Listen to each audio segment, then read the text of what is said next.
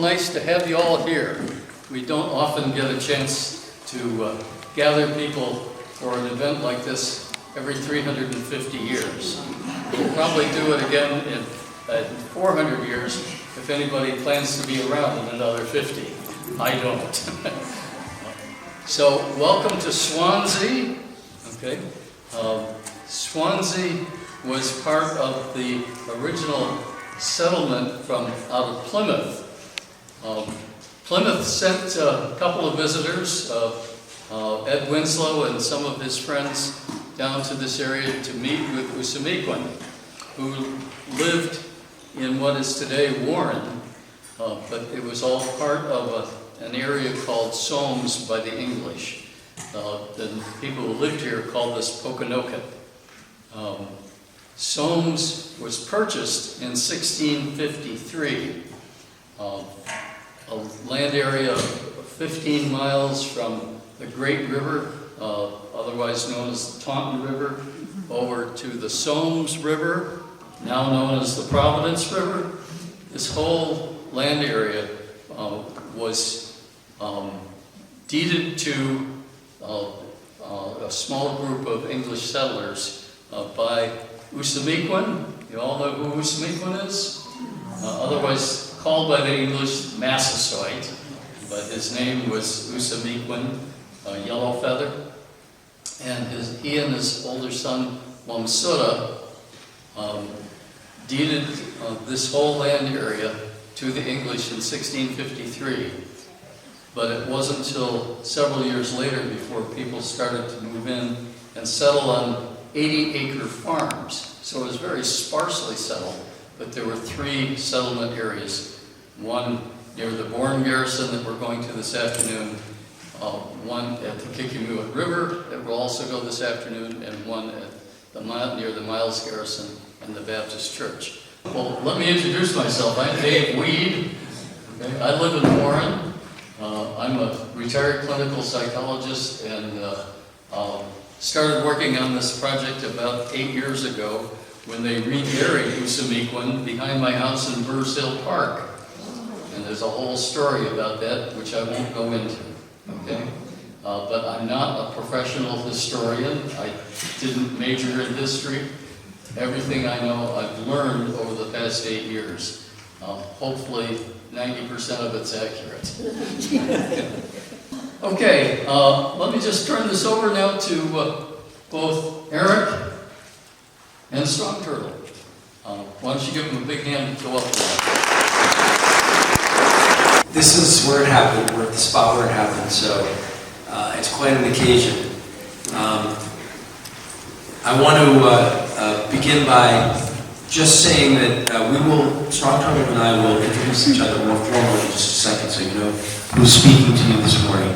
But the theme today is about perspective, changing perspective. So let me give you a quick sample of that before we get into our discussion. If this were the 50th anniversary of the war, in 1725, I might very well be a Puritan minister. I'm not, but I might very well be one.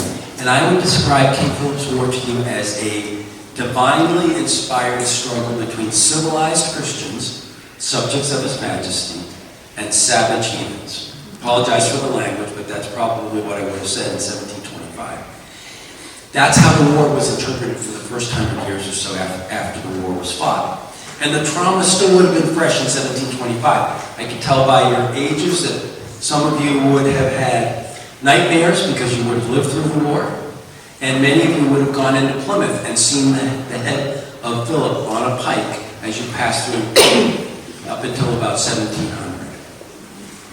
Skip ahead 100 years. We're now at the 150th in 1825. I'm still a minister, maybe not a Puritan, but I'm probably a Protestant minister. I may be writing the history of Swansea in my spare time. And I might describe King Philip's War to you as a tragic but inevitable clash of civilizations that demonstrated the future greatness of America fought between our courageous Pilgrim fathers and the noble savages. This is a much different perspective than the first one. We are not English anymore, we're Americans. And we fought a revolution, and we protected our homeland. And as we think about what Philip did in his war, we start to give him some grudging respect for protecting his homeland. We have the concept of the noble savage. Skip ahead another 100 years, it's 1925. This is the peak of the King Philip's War. This is why we have all these names, Metacom Avenue and Alongside Mills, and so, but nobody knows anything about King Philip's War. So I'm probably the president of the local historical society in 1925, and I'm going to tell you it was a tragic war fought between, I'll use the term colonists and Indians. Now both those terms have fallen out of favor a little bit. Colonists a great deal, it's freighted with all kinds of baggage, but Indians was an insult not so long ago. It's used more commonly now, but it's still not the preferred term that we would use. There's a sense in 1925 that the Native Americans have gone away. There's the last of the Mohicans. There's Metamora, the last of the Wampanoag, right? What historians will call an erasure narrative. It's not true, of course, but that's the sense at the time. And Philip is going to be romanticized. It's going to appear in all the names of our towns and our schools and our mills in Fall River and so forth. And every town in New England in 1925 will find a King Philip's cave in their backyard. You know where these are, right? They weren't found in 1675, but they'll be found in 1925. And Philip will also be commercialized, and he'll be used to sell all kinds of things, from Kellogg's cereal to pickles to even coffee. Big change in perspective. And now it's 2025. So this is what our discussion will be today. How do we describe this war? Having the Native American voice involved is a huge plus from even 100 years ago, having strong turtle here.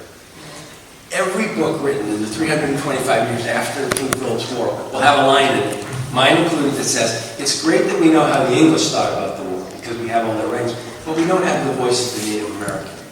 That's different now. We think we do have more of the voice of the Native American, and every time we tell the story, it gets to be a little bit stronger. We have Linda Coons and Christine DeLucia and Lisa Brooks, and a whole bunch of new historians have come along and said, no, the voice was there, you were just looking in the wrong places. So it's a whole different interpretation of the war. The other place where we find the interpretation of the war from the Native Americans is in their oral history. If you were trained traditionally in history, you were told to poo-poo oral history. That, again, has changed in the last generation. It's considered sacred in many Native American tribes. And we have living descendants of people who fought the war. So the voice is there, and that's what we'll try to bring out in today's discussion. So I would say today it was a devastating war of colonization, resistance, and indigenous survival. A whole lot different from the last 3 times we described the war. I don't know if I got it right exactly, but we can talk about that this morning. So here's our agenda. We'll do mutual introductions, and then I'll do a speed version of King Philip's War, so everyone knows what happened and what we're sort of working up to today. And then I'll turn it over to Strong Turtle. He'll spend about a half an hour giving you the native perspective of life in New England before King Philip's War, which is really the important part of our conversation today.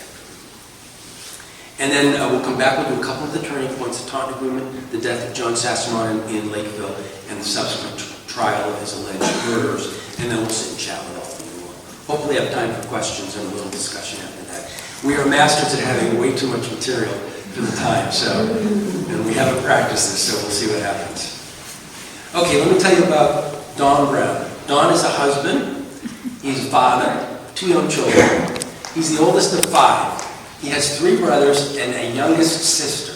So you can imagine when she brought her first date home to the Brown household what it was like. He has spent his career in the fields of education, consulting, management of nonprofits, and mental health providers. He cares a lot about people and family connections. You'll hear that today in this conversation. For the past couple of years, he's taught history in the Barrington Public Schools. He's also taught for the South Coast Collaborative, St. Mary's, and the Providence Public School System. He earned a Bachelor's of History at Rhode Island College and a Master's in Urban Teaching from Providence College. That's his day job. Donald is also a Pokanoket and a descendant of Usamiquit, the Massasoit. When he was 5 years old and his mother's here, he attended a naming ceremony at the Half Norfolk Museum in Bristol, which was the land that was turned over by Brown, the Pokanoket. And he was given the name Strong Turtle strong, he was a former collegiate wrestler, you can see that, but they meant strong of spirit, and turtle for wisdom. So strong turtle, strong of spirit and wise. Now you can lose your tribal name if you're not careful, but in this case he grew into his tribal name. And he, about 9 years ago, became the official Pokanoket tribal historian. So he is not only a recognized scholar, but he's also internalized the story of his people, which is why it's so important that we have him here today. So he is a terrific speaker. My friend, please welcome Strong Turtle.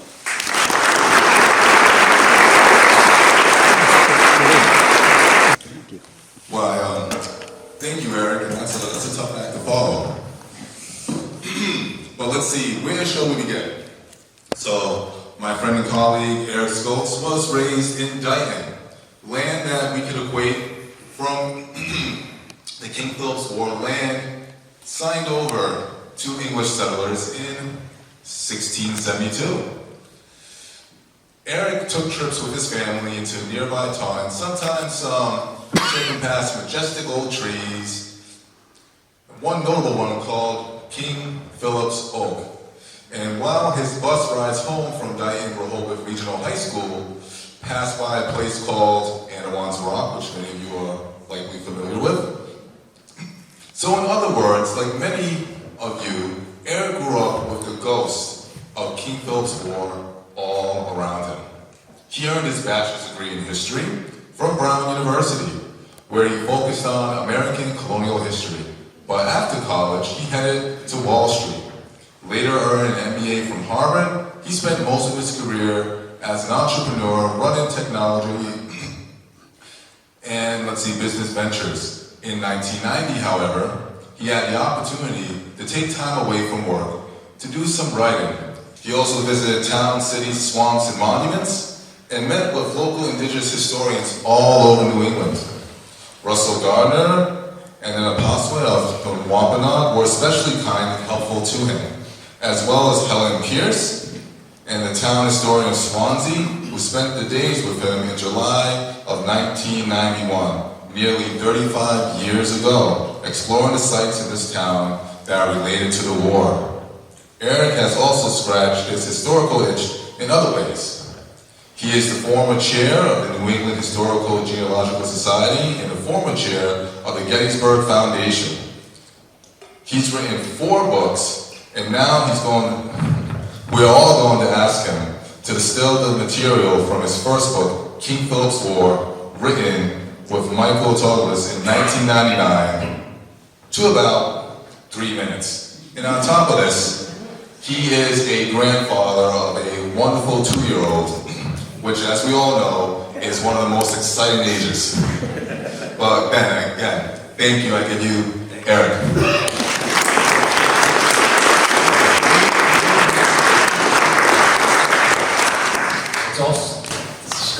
It's also the age when they vector in every known disease into the house, so I apologize for that. So before I dash through King Philip's War, I want to tell you a quick story. It's 1976. I'm sitting in my sophomore year course called American Material Culture, taught by a guy named Jim Dietz. He had started digging at Plymouth in the 1950s, and from 78 to 84, he's the assistant director and head of interpretation for a time.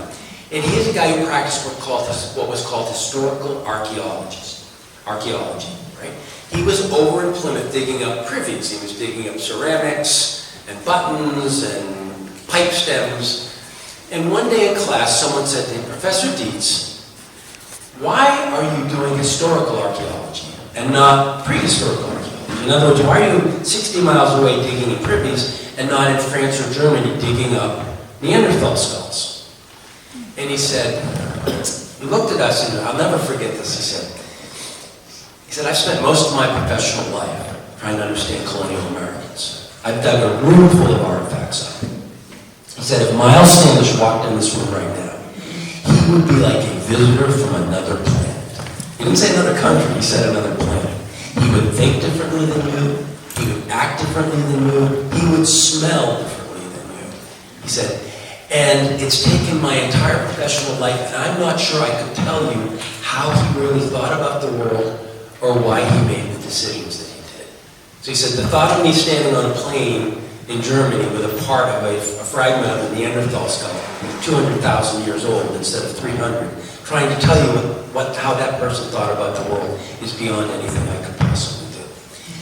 So the person who asked the question was obviously thinking about a career in archaeology and wondered which direction they should go in. But what I took from that was, be humble. Stay humble. Don't drop your 21st or 20th century world onto their 17th century world. There are going to be a lot of things we tell you today where you're going to go, wow, that seems stupid. Why would you make that decision? Why didn't you do this instead of that? It's not fair to them. So I'll tell you a couple places where I might want to drop my world onto theirs, but for the most part, we're going to try to stay humble as we go through this next bit. Okay, if you don't know much about the war, it was fought here in New England, 1675 and 1676. It's 100 years before the Revolution. It's after 50 years of peace between the English and the Native Americans following the arrival of the Mayflower. And that's the period between 1620 and 1675 that we'll focus on this morning. The war is the beginning of a series of conflicts fought here and in Europe that will determine who would control this part of North America. And so there's a direct through line to the American Revolution. At the time of King Philip's War, Swansea included modern Swansea, Somerset, western portions of Seekonk, the eastern portion of Rehoboth, Barrington, Warren, and Bristol, Rhode Island. It's not a perfect match with the boundaries of the homeland of Pokanoket, but it's pretty close. And you can imagine how intimidating it must have been for Philip and his people to see 30 or 40 homes spring up in their homeland not far from where they had lived for thousands of years. It is a hotly contested piece of land, not just between Philip and the English, but amongst the English. Rhode Island, Mass Bay, and Plymouth all wanted this land. It sat smack up against the Pokanoket homeland. And on this day, June 21st, 350 years ago, if you'd been here, there would have been soldiers pouring in from Taunton and Bridgewater, all camping around the Miles Garrison, which some of you will get to visit in a little while, ready to take on Philip. 2 days from now, a settler by the name of John Salisbury will shoot and mortally wound a Pokanoket who was raiding one of the homes, and 2 days after that, 9 English will be killed. And after that, the war is on, and nobody can stop it. In 1675, the frontier of Mass Bay included Dunstable, Groton, Lancaster, Marlborough, Mendon, and Renton. And then there were these two little isolated outposts of Worcester, which had about 7 families, in Brookfield, that had about 20. And then there was a string of exposed settlements along the Connecticut River Valley, from Northfield all the way down to Connecticut. And then in Plymouth Colony, the frontier towns would have been Dartmouth, Rehoboth, and Swansea, where the war will actually begin.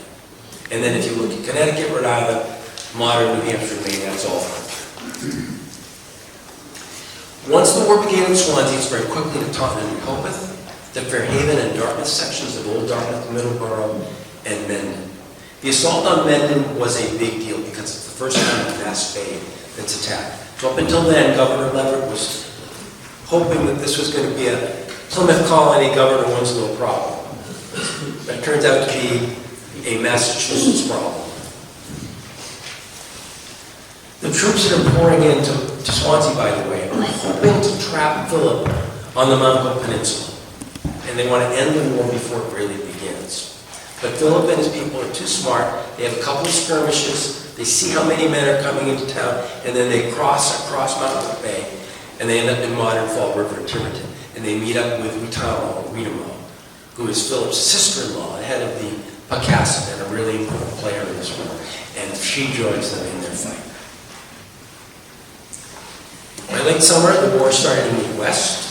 In August, a Mass Bay negotiating party, hopeful party, will try to negotiate and keep the Nipmuc neutral, but they were the ones who have attacked Mendon. So they are surprised and ambushed in what is today New Braintree. We call it Wheeler's Surprise. And then Quaboag Plantation or West Brookfield was attacked and placed under siege, followed by assaults on Lancaster and Springfield. The following month, Northfield was attacked and abandoned. Some of you have been there, it's almost up on the Vermont border. Troops and Teamsters tried to recover food and supplies. They're ambushed near Northfield. It's called Beer's Ambush. And then after that is probably the darkest day of the war for the English. They're trying to take food and supplies out of Deerfield, which has been attacked and partially destroyed. And they're caught in an ambush called Bloody Brook, and about 60 English are killed there. If there's a moment when the English in Massachusetts think that they might actually be pushed back to the Atlantic coast, this is it. This is the lowest point. They are fighting a series of lopsided battles against seasoned warriors who are using flintlocks. And these are basically English merchants and farmers who have picked up their antiquated matchlocks and are completely unprepared for wilderness combat. And you can see that in what Mass Bay does next, because they're panicked. And they take, we think, as many as 1,100 Christianized Indians, praying Indians, who are considered loyal to the English, and drop them on Deer Island. It's a concentration camp. In fact, they're not given food or supplies or adequate fresh water, and half of them will die. So it's more like genocide than a concentration camp. It's a terrible, terrible chapter in King Pokanoket. It shows you how panicked the English are at this point. They're desperate for a real victory, and they have to go on the offensive. So the first year of the war is going to close with a single bloody statement where the Great Swamp Fight, which occurred on a snowy December day in 1675, when a 1,000-man army, combined army, Mass Bay, Plymouth, and Connecticut, and 150 Mohegan, will attack a palisaded fort in the Great Swamp in South Kingston, Rhode Island. To this day, it's considered a massacre of innocents. As many as 400 indigenous women and children died when the village was set on fire. But it also brought the Narragansett into the war, and would create, in the spring of 1676, a combined and formidable army that would do a tremendous amount of damage that spring before it runs out of warriors, leaders, food, and gunpowder. And everybody needed gunpowder. So despite a series of devastating victories, which I'll show you in a moment, the indigenous armies are actually losing the war of attrition. Sensing this, Philip goes out to New York in January to try to secure supplies and men from the Mohawk, who've been the traditional Wampanoag enemies. I apologize for saying Wampanoag, but we have a little debate about that. He's unsuccessful. In fact, I think he may have lost some men. So the native spring offensive in January begins with them even weaker than they were the following winter. Lancaster is attacked. Medfield is attacked. Marlborough, Longmeadow, Simsbury, Connecticut, the only town attacked in Connecticut, Rehoboth, and back here in Providence. No place in New England is safe that spring. Perhaps sensing this in January, the Sudbury fight in April was a great victory for the combined indigenous army, but it is their dying gasp. They will still be fighting in the Old Colony and in the Connecticut River Valley, at Bridgewater, at Traverse Falls, and at Hadley, but the death blows for the Native Alliance are about to come. On August 12th, Philip was killed in a swamp in Bristol, Rhode Island, by men fighting under Benjamin Church, and then Church captured Anawan and Rehoboth 16 days later. So one of the most traumatic events in New England colonial history began here in Swansea, swept through all of southern New England, and ended 10 miles away at Anawan Rock in Rehoboth. So that's my speed version of King Philip's War. And the question is, how did this come about? How did this horrific war come about after 50 years of peace? And that's what we want to focus on this morning. So I'm going to take a break and turn it over to you. Thank you, Eric. And so as we begin, suppose I could do a couple of 1,000 years in 30 minutes. Let's set the context for what existed prior to European settlement, because to understand King Philip's War, you have to understand what society was like and what built up before. Just like some of you who maybe are navigators and sailors, when you chart the seas, you look at the stars, you have to know where you were to get to where you're going. And so when we look at the King Philip's War, we really have to think in context of what type of society we lived here and what happened within the confines from 1620 within a generation to lead to one of the most devastating conflicts in American history. Now, first off, one thing we will talk about is perceptions of the indigenous people that are still popular today. One of those ideas is comes from one historian, James Mooney, who was prominently written about the indigenous population in the early 20th century. And he estimated that there was around maybe 25,000 individuals in pre-colonial New England. 25,000. And so this reinforces the narrative that even with the Great Dying, that this was an underpopulated land, it was unsettled, it wasn't being utilized to its full potential.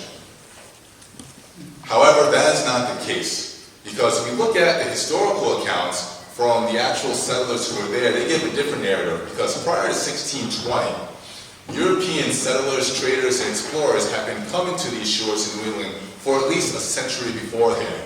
One of the most notable is a man named Giovanni Verrazzano, who came here in 1524. Verrazzano wrote a very detailed account of his explorations of the southern New England coast. And when he came, he actually wasn't coming from Plymouth, he actually was coming more from Connecticut. And the first place he describes is what we know as Block Island. And the weather wasn't favorable, so he couldn't settle there, so he went east. But one thing he noticed in his account is that when he looked at the coast, there were people there looking at him, just like all of you are looking at me right now. It was not a wilderness. There were people watching him and following these strange ships on the horizon. And so, further east, he found another island. We call it Aquidneck Island today. And there were also people. And he decided this time, these people came out to see him, and he went across from Aquidneck Island, which is in Mount Hope's Bay, to the mainland, which is in Bristol. And he came in contact with two kings. These are the Pokanokets. And he greeted them, and they were quite charitable to him. He talked about them as being the goodliest people, always praying, commended them on their large families and how they cultivated the land, because this is another perception, especially in southern New England, that we need to understand, that the people here practice agriculture, which means, again, that it wasn't a hunter-gatherer society. Most of these settlements were permanent or semi-permanent. People lived relatively in the same area, and they identified with the land that they cultivated for generations. And so they had a concept of land ownership, which was distinct from what would be in the old world, but they still had a concept. And so this was one of these first well-documented encounters. We still have, again, 1605, the French came here, Charles Champagne, he came up from the Cape in Plymouth, and all he talks about is that there are people here. In fact, in one encounter he writes that he was nervous because he found out that there were hundreds of men on the shore and possibly thousands more on the way willing to trade with them. And his crew was nervous that they would be overrun, and so they left. In 1614, we have the infamous explorer known as John Smith, who also came to New England. Actually, he came to Patuxent, which was the name of Plymouth Colony before the Great Dying in 1614. And in his own accounts, he estimated that there had to be at least 2,000 people there. And around that same time, you have a Dutch explorer named Adrian Block, which we'll talk about very soon, who also was coming up from New Amsterdam, which would later become New York because the Dutch put claims there first. And he writes similar accounts that this was a very populated area. And so if we want to get a figure for population, we can look at the names of one person. His name was Daniel Gookin. He was the commissioner of the praying Indians in the 1670s. And he wrote an account of the peoples of New England, especially southern New England. And he says the 5 primary people who live here are the Pequot, the Narragansett, the Pawtuckets, the Massachusetts, and he says the Pokanokets. And I know my colleague said Wampanoag before, and there is some confusion between these words, because if you look into the first 50, 60 years of settlement, you don't hear this word Wampanoag being used to describe the people who lived here. Massasoit or Semequin would not have used that word.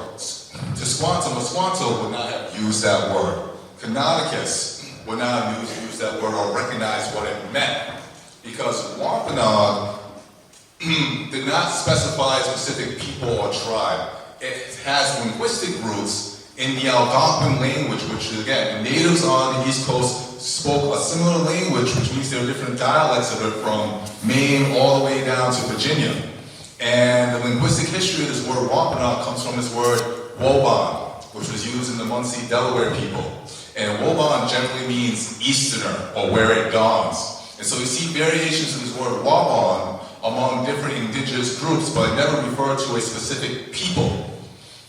In fact, if you go a little bit north into northern New England, you have the Wabanaki Confederation, the Dawnlands. And so in that case, that was a reference to the people, but there was no one in southern New England that went by that name, Woban or Wampanoag. And you don't start seeing that name until post-contact with European settlers, specifically at the dawn of the King Philip's War. Prior to that, the name Wampanoag is not used by any settler, whether it is Roger Williams, Joyce Jocelyn, John Carver, John Winthrop, William Bradford, and Wood Winslow. All of them say Pokanoket when they describe the group of people who arrived and interacted with Plymouth Colony during those first 50, 60 years.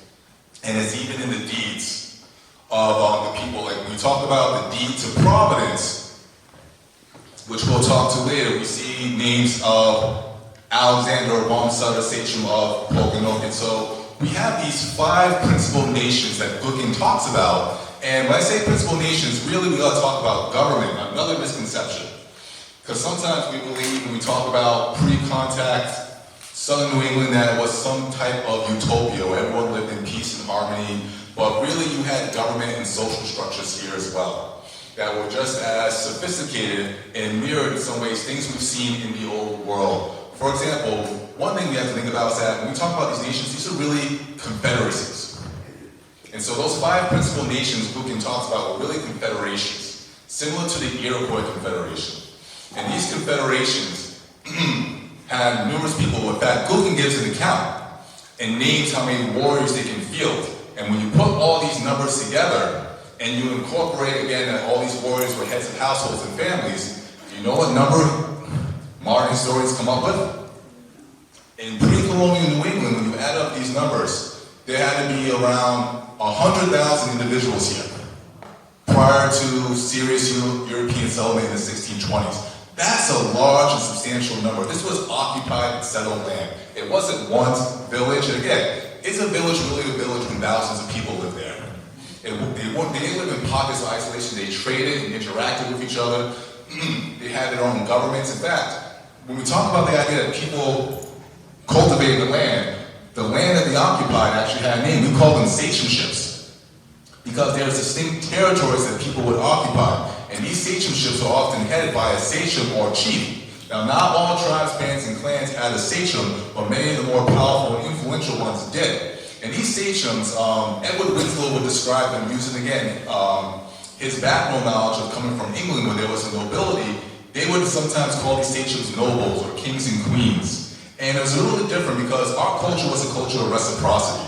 And really these sachems were almost guardians of the community. Their job was to promote and ensure justice, to protect the people, to tell which families would have plots of land, and to collect tribute. And their job was to rule well. Because if they did not rule well, their people might not follow them. And so you can also say that the indigenous people in southern New England were practicing the social contract centuries before the Enlightenment, because rulers were not despots. They had to rule well and charitably in order to have this continuous support of their people. These relationships, which were based on kinship networks and reciprocity, were not fixed. If you were not meeting the society's expectations for what a good leader should be, you would no longer be that leader. People would leave you, and they would go towards someone else. And so we have these sachemships with defined territories.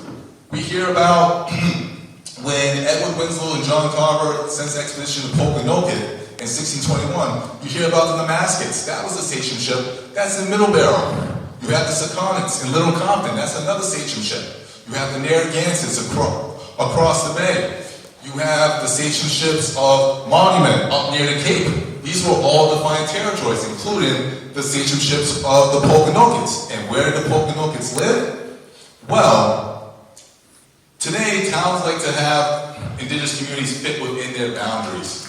But that's not really how it worked because our land and our culture predated these markers. And so officially you could say the Pokanokets lived within Bristol, Warren, Barrington, and East Province in Rhode Island, and Seacon, Swansea, Somerset, and Rehoboth in Massachusetts, but really you want to use rivers and watersheds as travel boundaries. And so if you go all the way to the east to the Taunton River, and from the Taunton River you go all the way west to the Pawtucket River, which is really the Seacon River, which turns into the Blackstone Valley River. The Pokanokets lived in between those two rivers.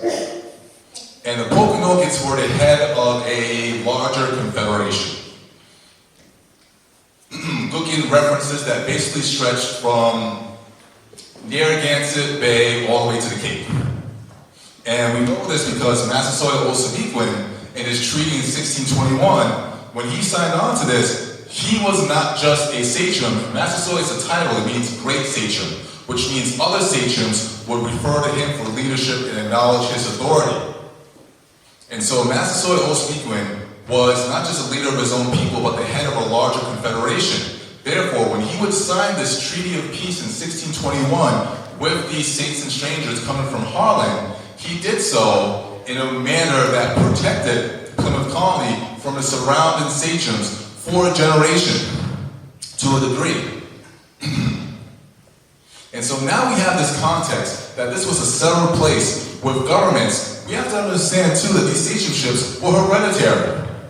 Massasoit Osamequin inherited this role from his father, and that's why when he passed, his son, Wamsutta, alias Alexander, will become his successor, and after that, his brother, because sachemships, again, was something that was passed on from family to family.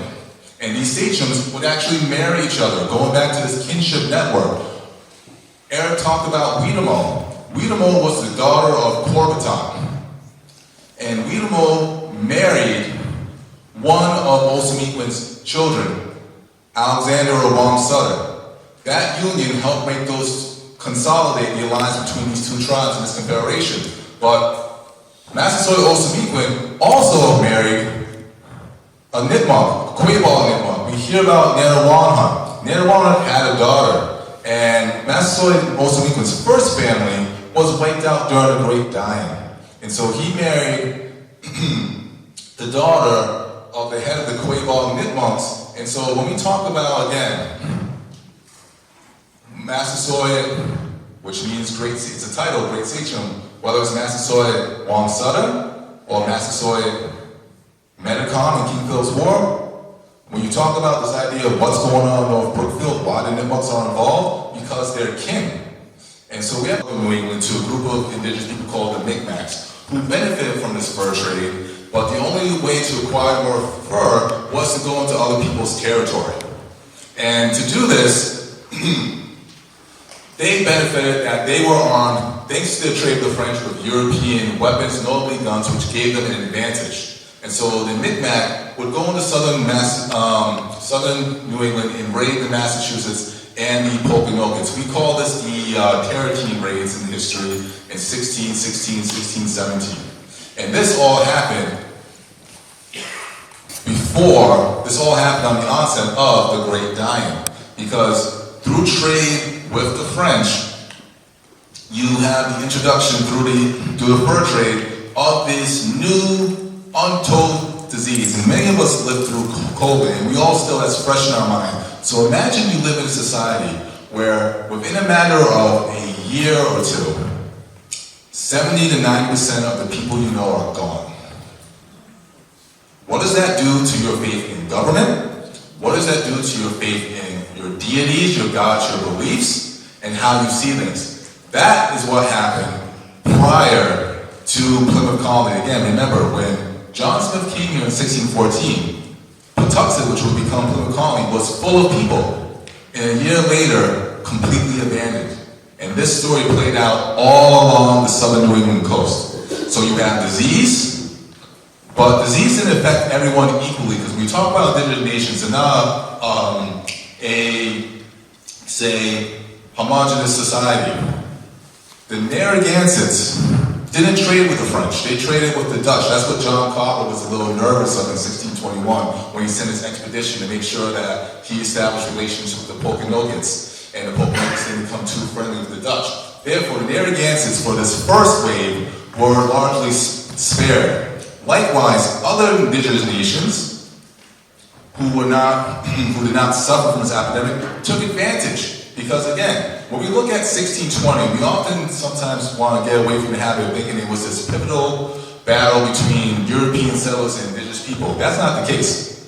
For the first few decades, indigenous people were more concerned about their traditional rivals than the small group of settlers on the coast. You have the Mohawks, who were taking advantage of the death to raid into Massachusetts territory and attack their people. You have the Narragansetts who weren't affected by this first epidemic, and they would put pressure on the Pokanokets. You have the Tarratines coming in, or the Micmacs coming in from really it's Canada, sailing down the coast and raiding both Pokanoket and Massachusetts settlements. So you have warfare, disease, and human-induced famine, because if there's war, you can't plant your corn, you can't hunt, you can't fish, and so people are starving, and we see this when John Carver sends that first expedition in 1621 to Pokanoket to see Massasoit Osamequin. Massasoit Osamequin in their records is embarrassed because he can't host them. There's not a lot of food. His people are on the run.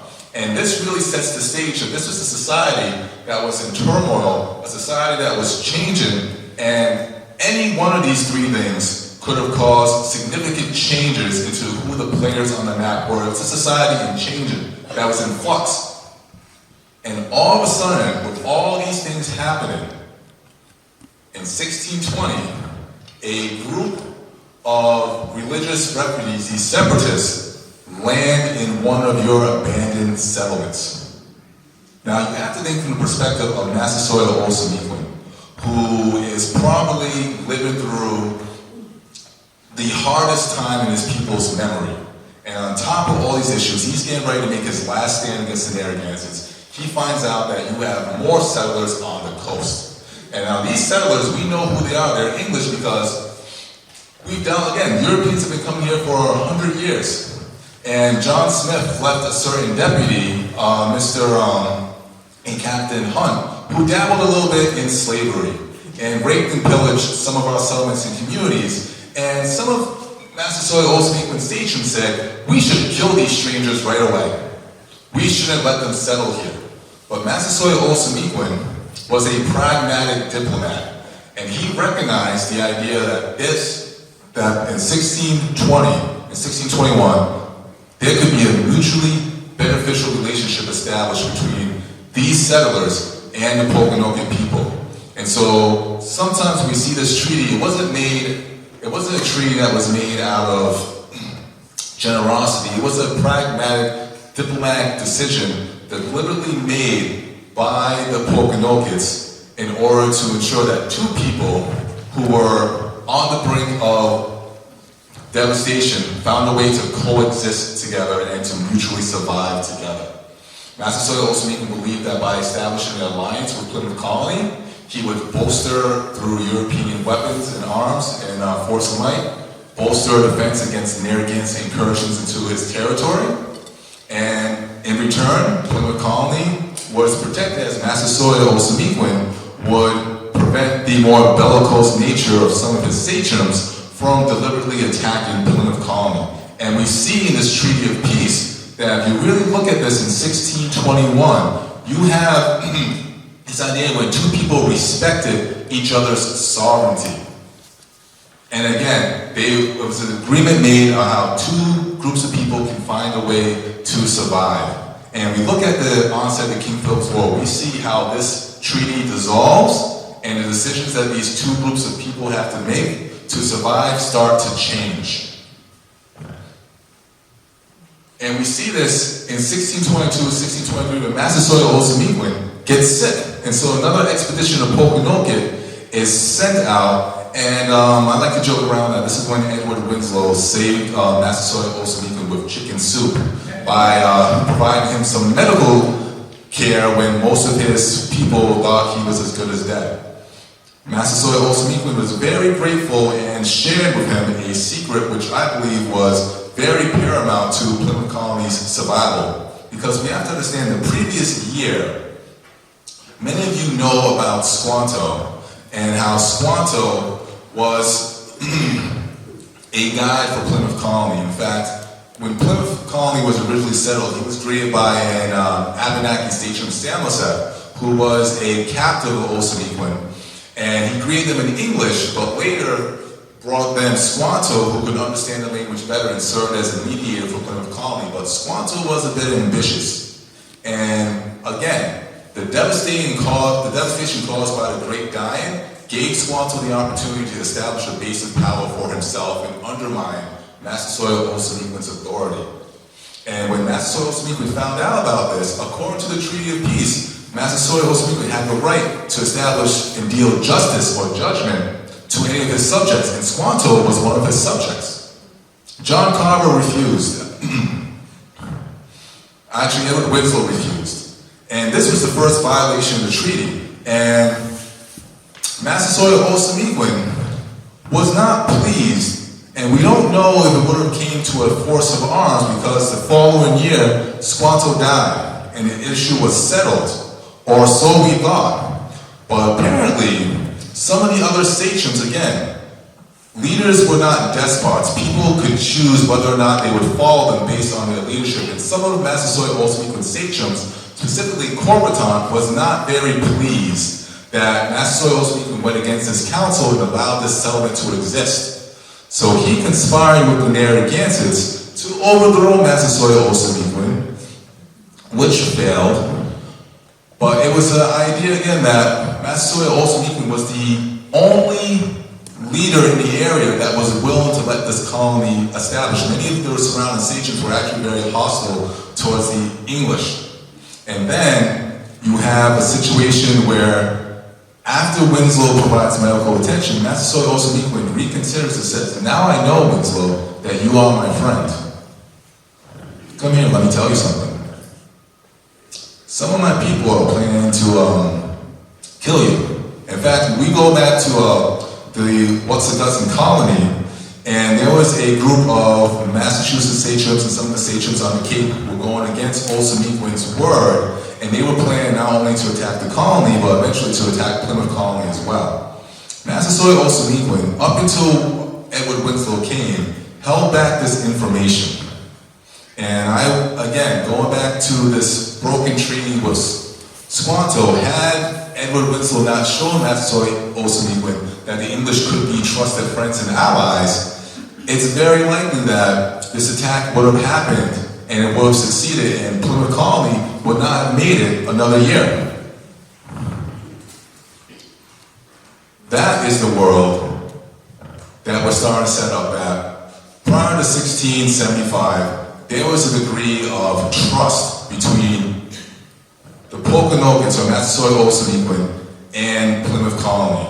While other indigenous nations would waste what precious resources they had fighting each other, get involved in conflicts with their rivals, whether it's the Pequot War or following Mohawk incursions into Massachusetts territory, Massasoit Olsemiquin, in his quest to salvage this disaster and survive, found a way to cooperate with these newcomers. But it only lasted for so long because we have to go back again to that question of survival. How do I ensure that my children have a better life? And that was a question that was not just on the mind of every Pokanoket and all these different sachemships in southern New England. It also was a question for these European colonists. And I'm sure, as Eric will talk about very soon, a new wave of colonists would come together, and they would, from England in the 1630s, and they would see that how they would survive would not require cooperation with the indigenous population. And that would change the dynamics of how these two groups of people would address this issue of surviving and finding a way of life for their children in the decades that would follow. That's the conversation I needed to have before I wrote the book. That was great. Thank you, Scott. So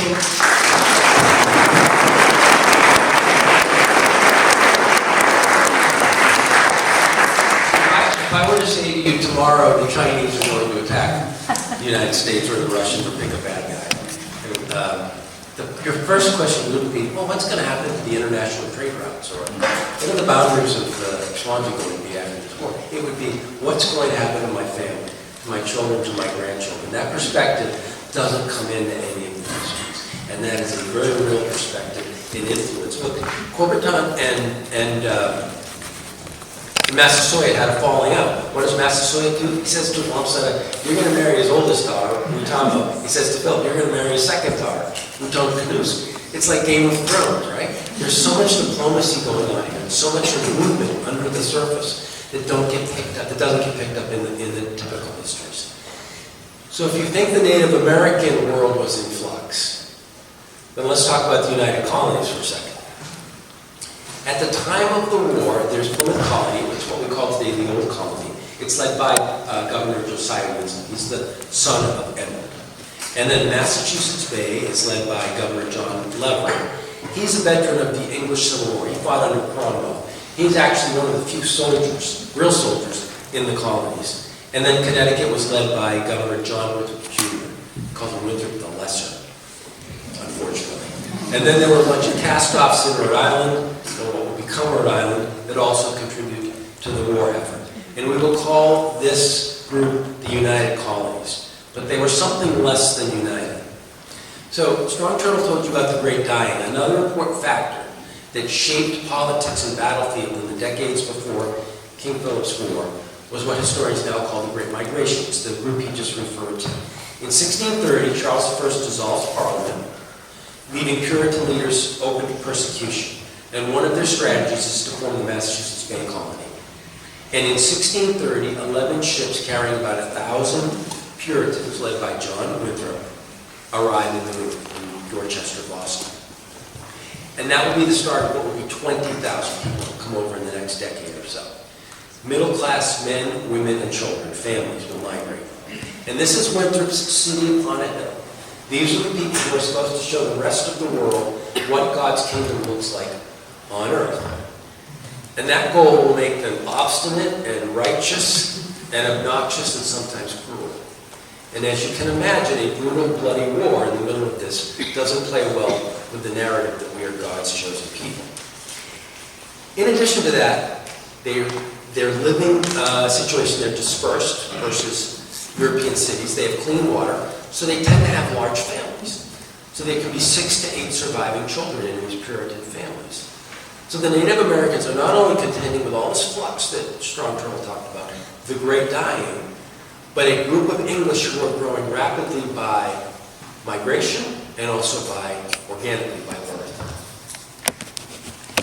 Along with growth, the Puritans carried with them this thing called the doctrine of discovery. It originated in official decrees by the Pope in the 15th century. And what these decrees said was that European Christian monarchs had the moral and legal authority to claim lands inhabited by non-Christians when they discovered them. Such lands were called terra nullius, and it's Latin for nobody's land, if not ruled by Christians.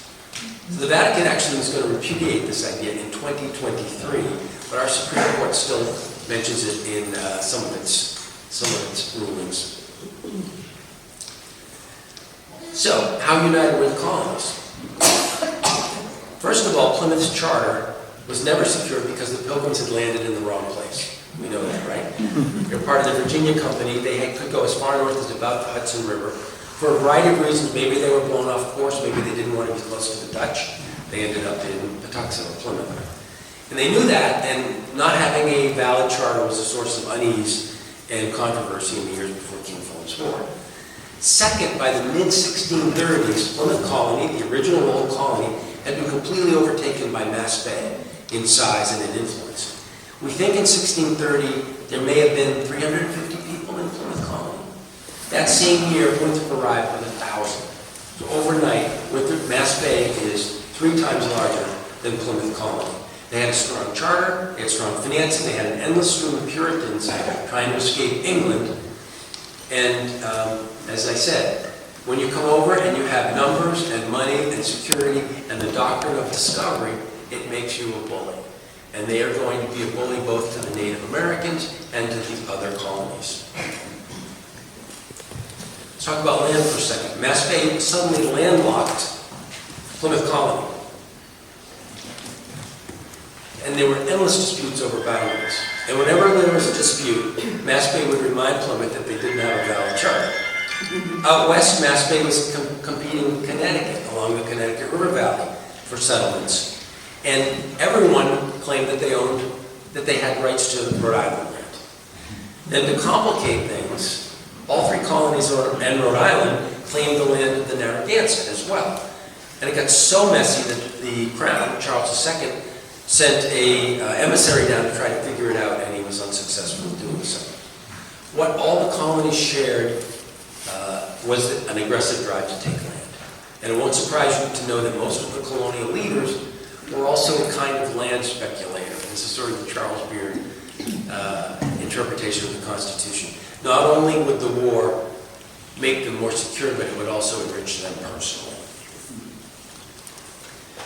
The one thing that will bring them together is war. It's the closest they will come to a coordinated strategy and a sharing of information. The best example we probably have is at the Great Swamp Fight that I mentioned before. They actually put together a 1,000-man army and they attacked the Narragansett. Now even then, Mass Bay and Plymouth despised the fact that Connecticut fought side by side with Mohegan. It would be late in the war before Plymouth Colony would allow natives to fight side by side with them. And let me tell you just a quick story to give you a sense for what was happening on the ground. We're sitting here in Swansea, and the first thing that happens is the soldiers are going to sweep the mountain peninsula and try to trap and fight and end the war with Philip. They get to the bottom, this is about the 30th of June, they get to the bottom of the peninsula, they're looking across it by Portsmouth or Quidnet, and they haven't found Philip because he's bolted. Right? It's a miserable summer night. It's raining, it's wet, they're not prepared to stay overnight, but they're going to have to lay down on the ground and sleep. They also don't know if they might have missed Philip, and he might attack them in the middle of the night. So they feel very, very defenseless. And some boats from Rhode Island showed up. And the Mass Bay soldiers won't get on a boat from Rhode Island because it was a colony formed by a dissenter, Roger Williams. And they're not going to get on a boat formed by a dissenter. Now, I told you earlier, don't drop your 21st century world on it. I would have gotten on one of those boats for sure. There are two events in particular that will shake the war just before it begins. One we think probably triggers the war. So let me turn it back over to Strong Turtle and talk about the Taunton Agreement and the death of John Cecil. Okay. So when we talk about these two events, it's building up again to this idea of survival. And after that first treaty with Plymouth Colony, with Massasoit Osanequin, the question about indigenous communities are going to survive start to change. And the narrative could basically push it in two camps. Do we survive by resisting these newcomers who are increasingly more voracious and powerful as every year goes on? Or do we survive by cooperating with them to some degree, to trying to accept their ways and their ideas? And so really, we see a new generation of children who are coming of age and they're grappling with these questions because Massasoit Osanequin would die in 1661. And he would be succeeded by, again, this was a hereditary position. The title of Massasoit would now be passed on to his son and heir, Wamsutta. And Wamsutta, actually, we have from land deeds, have been co-ruling with his father for quite some time. So we can then know that Wamsutta was recognized by the old guard, the older sachems within this now increasingly fractured, less cohesive confederation. And he had experience with leadership. He was groomed for this position. And so when he came of age, he was very confident. He was young. He was asserting himself to a degree that would have made Plymouth and Boston Colony and Massachusetts Colony a little nervous for a number of reasons. For one, unlike his father's generation, this new generation was starting to question the integrity of these deeds that they were signing over. You see, Massasoit Osanequin, part of this strategy of survival, sometimes we can call it land for peace. And much of his territory, which was depopulated, such as the Soames Treaty, he would sell off to these English colonists, and in some ways you can say he wasn't in a position to say no, because to say no would have risked conflict. But by selling these lands, if you look at his treaties, he almost created a barrier between his people and his rivals, the Narragansetts, which again, in the short term, seems like a very astute thing to do, because it meant that the Narragansetts were to attack his homeland on Solms and Pokanoket, they would inadvertently be attacking Plymouth Colony as well. But in the son's time, this created increasing problems, because again, the indigenous communities, this land was not vacant.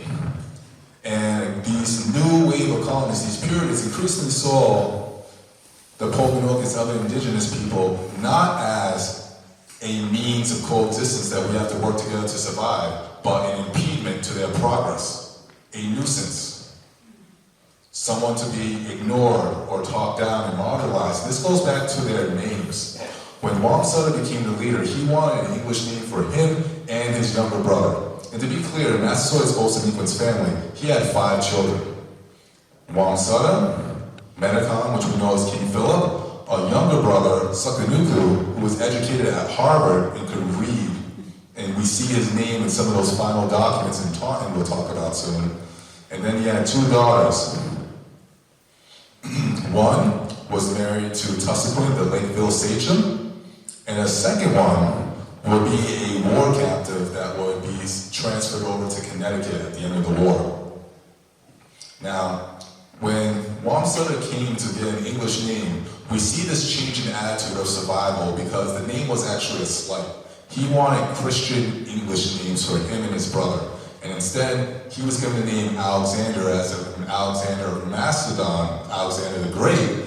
And then his brother was named Philip, who was Alexander's follower, Philip of Macedon. These were Greek pagan names. And to the highly religious society of the Puritans, this was an intentional slight, which shows again how very quickly the level of disrespect and deteriorating relationships are. These are sovereign leaders in their own right, and you're going to do this not just to a regular person, but to a leader.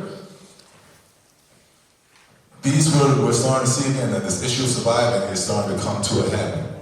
Another thing is that Wamsutta was experienced, he was proud, and also successful in war. I talked about before how his mother's people were the Quabog Nipmunks. Well, Uncas and the Mohegans, again, tried to assert his influence over the Quabog Nipmunks. And Wamsutta in 1661 took care of Uncas and pushed the Mohegans back. And Plymouth Colony didn't find out about this until after the fact. And this concerned them, that these miscreated Indians, these Pokanokets, could still put a military force and travel all the way to Brookfield without us knowing. Something had to be done. We don't like that this new leader is talking to the Narragansetts or treating with all these other native dignitaries as if he's independent. He's not sovereign. In our state of view, he's a subject. And when Plymouth Colony tried to treat Wamsutta as a subject and not as an independent sovereign, as that Treaty of Peace in 1621 stated, Wamsutta would ignore them. And he would be about his own business. And one day when he is traveling in Monoposset Pond in Massachusetts, the colonial authorities send Josiah Winslow after him. And again, the Pokanokets aren't at war with Plymouth Colony. We don't see Josiah Winslow as a threat. In fact, it's not uncommon that Josiah Winslow and Wamsutta would have seen each other as children when their fathers interacted with each other. So again, how quickly in a generation relationships can change. And this idea of survival. Josiah Winslow, who's seen as a friend, walks up to Wamsutta and puts a pistol to his chest and says, "Come with me." Within 48 hours, a perfectly healthy man, Wamsutta, is dead. Now, the English say that he had a fit of rage and lost his health, but from the Pokanok's perspective, he was killed. He was poisoned because he was a threat, and he was an assertive young leader who was starting to push back against increasing colonial encroachment on our sovereignty. And this brings into effect his brother, who would now become the new sachem. his sister-in-law, Rita, clearly was bitter and would go back to Pokanoket, and clearly was very much in the stance that the only way we can survive is by resisting these people. We cannot survive by cooperating with them. And this is something that more indigenous communities will start to think about, how do we survive. We start to see in the 1650s and 60s the arrival of praying Indian communities. And again, this issue of survival, that if I adopt these people's way, if I taught you learn their language, if I pray to their God, I will be protected, because praying towns were not targets for Mohegan raids. Funny enough, because they knew they were under English protection. And so you start to see a fusion over how do we deal with the English. And some indigenous communities and tribes and sachems would start to align more towards the English, and others would clearly start to say that I'm going to resist. Now, Metacom becomes the sachem, and immediately he is called in to take an oath, saying that he will honor his father's deal, but the language has changed a little bit. Not as a sovereign, not as a friend, but as increasingly as a subject. Metacom, now known as King Philip, which is sometimes referred in colonial accounts as a mocking term, understands that the situation is changing, and that he can't, when he comes to these meetings, he's not in a position to say no. But Plymouth Colony is not through with him yet, because like his brother, he's starting to do things that they don't like. He's still talking to other sachems. He is acquiring muskets and weapons and not reporting to them everything he's doing. And from our perspective, why should we? We are our own people. So he's called to Taunton in 1671 and humiliated in front of his people. In 1671, Massasoit, again, he was a leader in his own right. Metacom is derailed by Plymouth authority in front of his sachems, in front of his counselors, in front of his whole community. He has to apologize for being ungrateful and, dare I say, treacherous. He's given a hefty fine, and as a leader, he has to hand over his weapons and munitions. Now, again, alliances and relationships in indigenous communities was sometimes fluid. It wasn't binding. And so if you see this, and on your mind is survival, and your new leader, who you really don't know, you liked his brother, but you don't know about this guy, and his first test, he gets called up to Taunton, and he's humiliated, and he has to sign a humiliating treaty. Are you going to follow him? And so some of these sachems in 1671 start to say, we want to live in peace. We want nothing to do with the Pokanokets. We are with the English, or we want to be out of Pokanoket affairs. And so in 1671, you see this fracture over this issue of survival, that people or indigenous communities are starting to take sides and saying that I have a better chance of survival either working with the English or resisting them. And that Taunton Agreement was one of those pivotal moments, because indigenous communities started to vocally make that known to the greater Plymouth colonies and to other indigenous people. Now, a second cornerstone, it goes by the carrying out execution or murder, depending on your point of view, of John Sossaman. Now, this man, again, was a product of changing times. His parents perished in the Great Dying. He became known, he was a Massachusetts indigenous person, but he was brought up and eventually learned English, converted to Christianity. And again, why? Because this was the path that some indigenous people had before them to survive. And so John Sossaman represents that group of indigenous people who were clearly starting to align themselves with Plymouth Colony, believing that they would have a place in this new society. But John Sossaman also, who went to Harvard, was a scribe for Metacom, for Massasoit Metacom. or as we know, King Philip. And we would see that during some of these treaties and documents, his signature would be there, or he would be translating for them. And Massasoit Metacom was biding his time because he was of the opinion that the only way he could survive is to resist the English. That looking at his son, that the only way that he would have a future as English land encroachment became ever more aggressive, as they were increasingly treated as subjects and not partners and independent people, as English courts would ignore the pleas of his people when English pigs or cattle would go into their farms. Again, we practice agriculture. Most of our calories came from the Three Sisters. And so if your neighbor's pigs go into your fields and eat all your corn, you're going to starve that winter. And there was no justice. There was no retribution. So his people are angry, they're upset, they feel alienated, they don't feel respected. And the question is, if I can't cooperate with these people, then I must resist these people. And that is increasingly what Metacom was. The death and murder of his brother, and the humiliation in the Taunton Treaty in 1671 clearly said that the best way for me to survive and ensure a life for my children is one where I must resist these invaders, because if I do nothing, my son will be a slave to them. And the land that my father and my father's father gave to me, that we've taken care of for generations, will be no more. And he wasn't alone. Our longtime rival in Narragansett felt very much the same.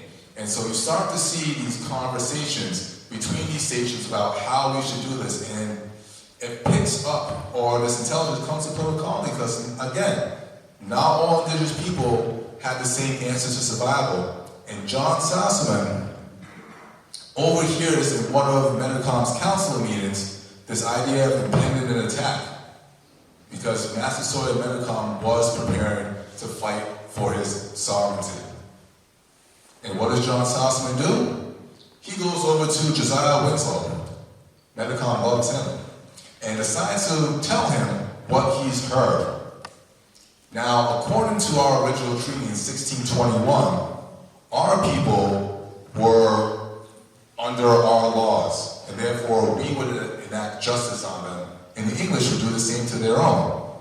When John Sassaman did that, that would be considered, from our point of view, treason or espionage. And so when Massasoit Metacom sent 3 of his counselors out there to apprehend him and execute him, the English colonists in turn apprehended these 3 counselors of Metacom, Pineses, friends, and executed them in a very much horse and pony trial. Had them hanged out for display. And this infuriated Metacom and his people, because now we see that our laws no longer matter to them, that they are the ones that determines our life, how we should live, and who we should adhere to. And so now, with that murder, Metacom, and a war that he did not want, but increasingly found had no other option for survival, is pitted into the thrones of war. And he can no longer maintain the fury of his young men who are now biting on the bait and looking for a reason, any reason, to begin a bellicose conflict with these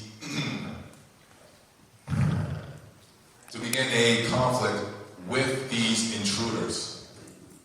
And these 2 watershed moments really set the stage for what would happen just a few short weeks later in Swansea. Great, thanks, Norman. So, I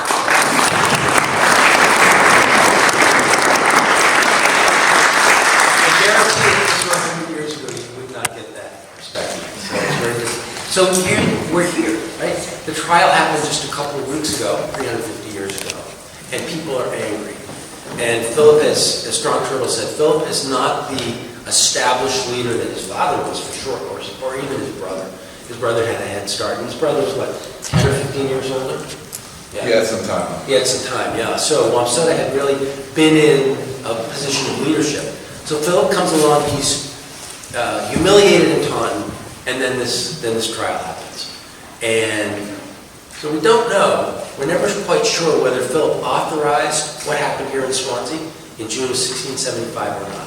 Whether they're just hot-headed followers of the Pokanoket, or whether he actually wanted to start war. It seems a little bit unusual, and this is something not impossible for me 30 years ago, to start a war right after planting and before harvest. It's a good way to starve. So if there was some coordination going on, it may not have been what Philip really wanted, but it was beyond his control to some extent. So we hope it's changed in perspective a little. Strong Turtle and I did something, I don't know if you've ever played with Google's Ngram. Don't do it unless you have like a half a day that you want to waste. But you can graph words or phrases. Google has scanned about 8 million books and journals that are written in English. And you can see how often that term or word occurs in a journal every year for the last 250 years or so. So I'll give you a chance to look at this for a second. This is King Philip's War, the phrase.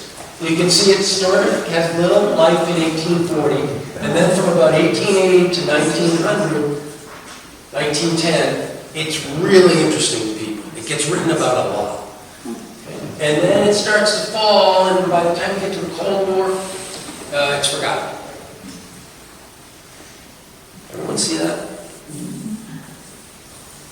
And then it gets another little run-up in 1990, because we wrote that book. It gets another little run-up. And I hope there's a run-up because they're 350. So, let me give you some quick background. In 1834, there's a guy named George Bancroft. That's a name you may know. He becomes the father of American history.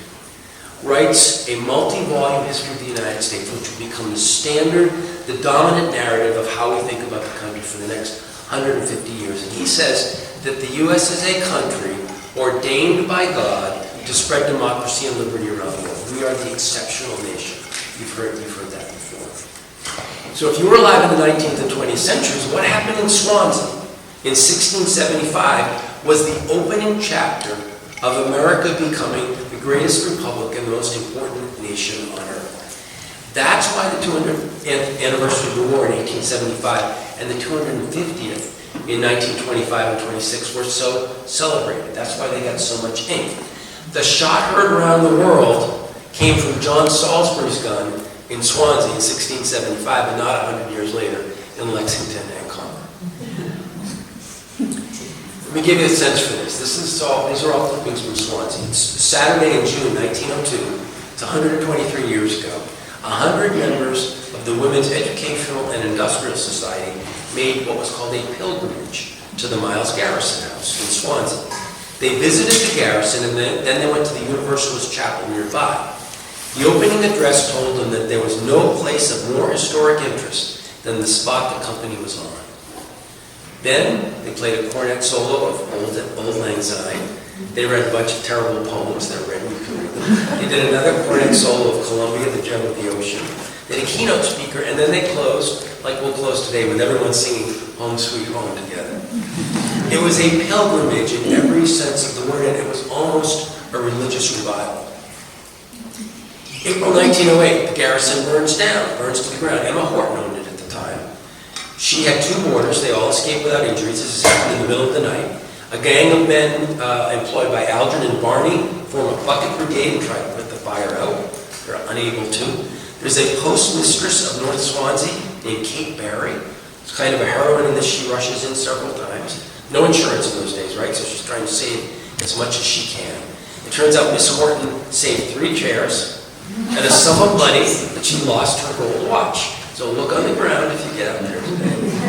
The garrison was described in the paper as the Mecca of pilgrimages of local historical societies. It had a really patriotic and religious feel at that point. 1910, Representative Isaac Willits of Fall River introduced a petition to the Mass House to erect a monument, the one you'll see today, for a sum not to exceed $1,500 on the site of the Miles Garrison. And in that petition, Willits noted that the Garrison House and site are matters of great historical value to all who are interested in the first great struggle of the infant colonies for existence. Remember I mentioned the shot heard around the world. This is where you really hear that. This is what made Swansea and King Philip's War so important in 1910.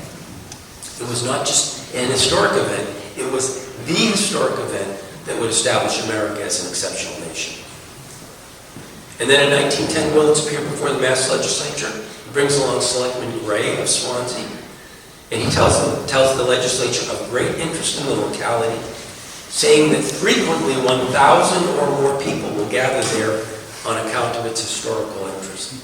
Now he's raising money. When I raised money, I told him if you asked him, but I don't know if there were 1,000, I don't know if it was frequently or not, but clearly he's describing a Mecca, a religious site. And it sort of reminds you of Mount Vernon or maybe Gettysburg or going to visit to see the U.S. Constitution. He's talking about a sacred site, a Mecca, where pilgrims gather by the thousands. And by the way, on January 13th, the commission recommended $1,000, not $1,500. And that is the memorial that you will see today. And then on Saturday afternoon, 112 years ago, about 150 people saw this 60-ton boulder of westerly granite with a bronze plaque dedicated. And that's the site you're looking at today. So with that as the background, Ron Turtle and I sat down and talked about this chart. I noted that despite the patriotism and religious revival that really peaked in the 1910s, 1920s, after about 1930, King Philip's War was forgotten. It just takes a dive. And right in there. And his response was really interesting. I thought, we're going to chat here down here, so I want to sit down for a second. We're going to sort of talk with you and if you've got questions or whatever, but he said those years that look forgotten were actually years of survival and revival. That really resonated with me because of that quiet period. What looked like a quiet period, things were really churning underneath the surface in terms of the telling and retelling of King Philip's War. And we end up today being able to retell the war as we tried to do today in a way that may not be as patriotic or or the triumph that our ancestors thought it was, but it's still a pretty good story and one that we can learn a lot from. So if you want to join me down here, we'd be happy to take questions from you. Let me ask the first question of Strong Turtle, because it's the question I always get after a presentation, which is, it's the same one you get with the Civil War. Did the war have to be fought? Was there another alternative that you could possibly see? Yeah, sorry. No. I think really the King Philip's War sets the stage for how the English colonists and later their American successors would interact with indigenous populations here. And there really was a time when it could have been different. And that time goes before that Great Migration. The ideology of the separatists in Plymouth Colony was very different from the ideology of the Puritans. That question about survival. Can I do it alone or can I work with others? And increasingly when you have both sides saying that I cannot cooperate or I do not see a future with you, it would have been inevitable. If not 1675, I mean really we have to ask ourselves, why didn't the war start sooner? Why didn't it start in 1621 or 22 when Swansea broke the treaty and Plymouth Colony refused to hand it over? Why did it not happen in 1661 when Wong Sutter was murdered? There are numerous times that this conflict could have happened, and the fact that it was delayed so long is really a testament to hope. Again, Massasoit, Metacom, and Wong Sutter really tried to preserve their father's legacy of maintaining peace, but surviving is not living, and they were faced at a choice where maintaining peace meant subjugation. They said no. And as you talked about before, Plymouth Colony wasn't united as well. You know, the Puritans weren't the only faction, and we had Quakers there, and if they ever became prominent, there would have been a different future. Possibly, but as long as we had those dominant factions that brought into this idea that the best future for me and my children is one without you, it was really just a matter of time. And just because we can look at this through hindsight, we know that some of those watershed moments of what we talked about before, but there could have been numerous other occasions when this could have happened. And the fact that it happened when it did, really, the King Philip's War was a result of many built-in grudges over the years, not a singular issue. And that's an unfortunate reality that really, hopefully, we can all learn from. So the answer isn't, did it have to happen, but why didn't it happen sooner, in a sense? There's one story I just wanted to tell you. When the English attacked the Great Swamp in South Kingston, it's a 1,000-man army composed of the 3 colonies, and there's about 150 Mohegan. And I don't know if you saw the picture, but Pokanoket was the leader of the Narragansett in the palisaded fort.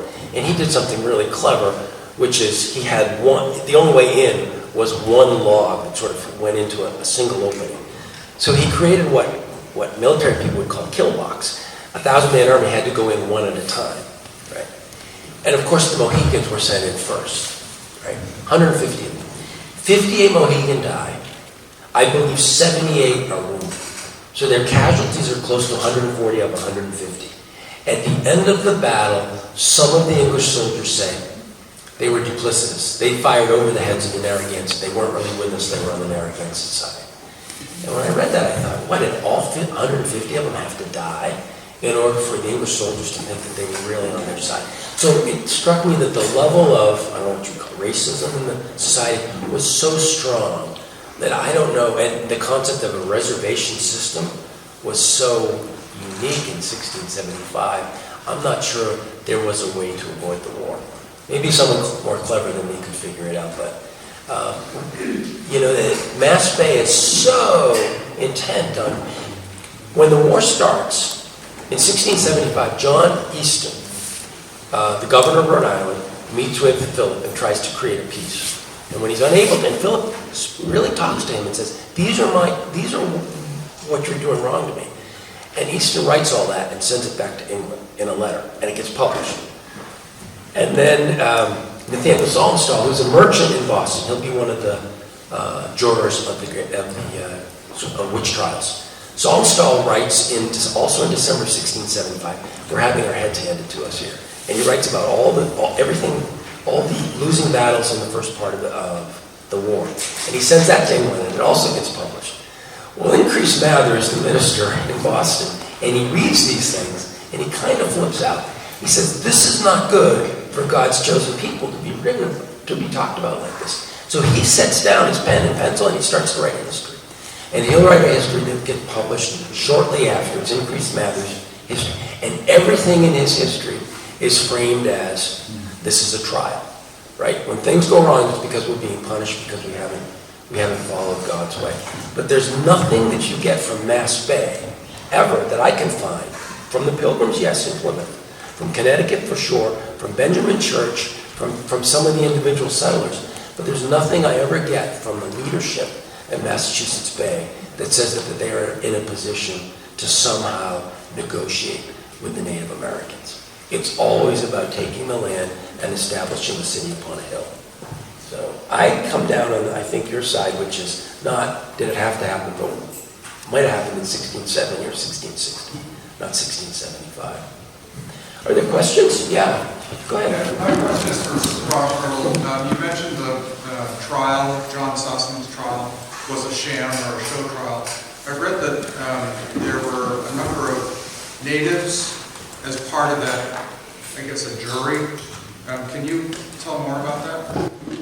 Yes, again, the idea of a show trial, again, just because we have natives as part of the jury, the story I'm trying to cultivate is that, indigenous people in Southern New England, we want a unified group. And again, going back to there were different factions, even amongst the people who were being associated with Phillips, so some were leaning more towards the English, and it became very apparent at the onset of the conflict. We have to understand that King Philip wept at the outset of the war. Not only was he not ready for the conflict to start yet, but not all his people fought him. So in our interpretation, the King Philip's War was very much a civil war between their own people. His own cousins would betray him. His cousins in Station Seacom would leave and she would join Benjamin Church. You had Native Scouts, which were our own people, who would go into our settlements, show where we were storing our corn, destroy our forges. And so he was greatly grieved that not his own people didn't have, or not all the people had the whole confidence in him. So when I say it was a mock trial, the English picked and chose who would go there to ensure that those people were in their camp, and they would give a very clear account that would depict them as doing the right thing and that their outcome was just. And then they could go around and say, see, these are your own peers condemning you, when really these people, more likely than not, were either in the English camp or might have been intimidated to do so. And there's no cross-examination because we weren't in charge of bringing the witnesses out. Again, it was a mock trial because this was an English court. We didn't have say over the witnesses. We didn't have say, again, according to our laws, they had no right to take those 3 men in the first place. And so that's why when we look at this, this was just another list of mounting grievances, which made this war seem inevitable at one point or another. Wow, go ahead. Do we know where the first person that was killed in the war, I believe it was in Swansea, it was a Native American killed by someone that lived in Swansea? Do we know where that happened? I don't know if we know the exact location. We know that people had gathered around Miles Garrison. We know that people had gathered at the Bourne Garrison. These are some of the sites that you'll see today. I'm not sure we know exactly where John Salisbury made the shot. His name is on that plaque. When you go by, you'll see it. And his father as well were killed the next day. So, but we don't. At least I think. Yeah. One thing that struck me when studying is the 50 years of peace, where a lot of leaders were trying to smooth things over, make things work out, somehow not come into conflict. But then when the war comes, it becomes genocidal so quickly. Can you talk about how did that, I mean, you have groups of people that are trying to make things work out, and then when the war comes, both sides go genocidal. Look, I mean, have you been to Yugoslavia? Well, it's not Yugoslavia. Bosnia and Serbia. Those people lived side by side for years, and it was a horrific, lethal, terrible conflict when those people had lived side by side. I don't understand it exactly, but I can tell you that those of you who know the Revolution or the Civil War better, families were torn. There were loyalists and patriots in the same family. Some headed back to England. Some decided to stay. And in the Civil War, their families split down the middle and went to war with each other. I don't understand it because I haven't lived through it, but you're right. It's mind-boggling how vicious this thing became overnight. Absolutely, I agree. I just had an observation. It was a question. You've done an amazing job of enlightening, at least me, about the different factions and the different attacks that different Native American groups had. They had different interests. I think your perspective about surviving and making sure your children have a place in the world is a really great approach. The Massachusetts Bay Colony, as I understand it, was aggressive to just about everybody. I mean, if you look at Anne Hutchinson, the way they treated her, what they did to Mary Dyer, anybody that didn't conform to their vision of who the right person following the right faith from the right heritage would be. Is it possible to look at the English instead of as a monolithic entity, as maybe people who had different interests, some of whom were really afraid of the power base? In the same way we can look at Native Americans as not all being just this monolithic group of interests and having some diversity in their interests, their territories, their agendas even. I don't like to use that word, but what are their motivations? I think that's right. I think, so when you say colonists versus, or settlers versus indigenous people, it really blurs what happened here on the ground. What was happening here was a question of families trying to decide what would be best for their children and their grandchildren. And was there a future here at all? And in some cases, Awashonks in Sakonnet is a good example. She starts fighting the English, and middle of the war changes direction. and was never quite sure. Benjamin Church, and she had negotiations throughout the war, which direction she would go in. So yeah, it's a question. It's really a war of families, like a lot of wars, I think. And you made your decision about what would happen to your children and your grandchildren. And it's very hard, you know, when you're put in that situation to try to be friends with what society says is your enemy. I mean, even at the onset of the war, Menachem went to the Brown family and warned them and said, you guys have to get out of here because the conflict started. And he was basically saying, I can't protect you, but I can at least warn you and you can leave. And likewise, especially during the first half of the war, the Puritan faction in Massachusetts colony interpreted their defeats as not being zealous enough and would come hard on any outliers in society that did not share the same fever for destroying, again, during King Philip's War, we started hearing the word Wampanoag, which was starting to be this term for this Eastern coalition of all these indigenous tribes that were fighting against them. And if you are an English colonist and you want a place in the society, even if you disagree with maybe some of the ideas, you want to survive, you want to live for your children, you're going to go with this wave. And unfortunately, we see that sometimes today in our own history with populism and mass hysteria, how very easily it is to fall under the ideas of one very vocal group in society who are not afraid to use violence and intimidation to get what they want. And when you realize that to resist them means I put myself and my family in danger, it's much more easy to comply with them. And this is a story throughout human history of when we comply with those bellicose notions, horrible things can happen.